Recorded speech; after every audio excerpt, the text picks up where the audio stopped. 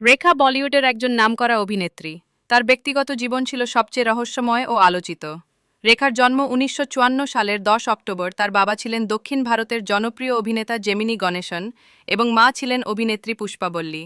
কিন্তু জন্মের আগেই বাবা তাকে স্বীকার করেননি। ফলে ছোটবেলা থেকেই তাকে অবহেলা ও সংগ্রামের মধ্য দিয়ে বড় হতে হয়।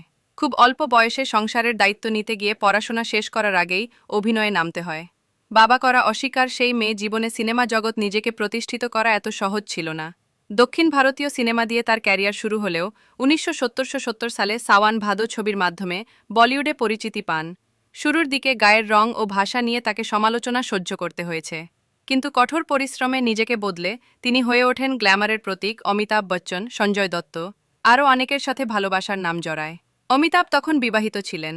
১৯৯০ সালে তিনি ব্যবসায়ী মুকেশ আগরওয়ালকে বিয়ে করেন। জানা যায়, মুকেশ বিয়ে কিছুদিন পরেই রেখারই ওড়না গলায় জড়িয়ে ফাঁস লাগায়। সেই সময় রেখা অনেক বিতর্কের সম্মুখ হয়েছিল। স্বামীর মৃত্যুর পর তিনি একাই জীবন কাটাচ্ছেন। তবুও আজও তার সিঁদুর নিয়ে রহস্য রয়ে গেছে। রেখা কখনো ব্যক্তিগত জীবন নিয়ে খোলাখুলি কিছু বলেননি।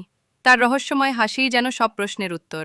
আজ তিনি শুধু একজন অভিনেত্রী নন, বরং ভারতীয় সিনেমার এক অমর কিংবদন্তি।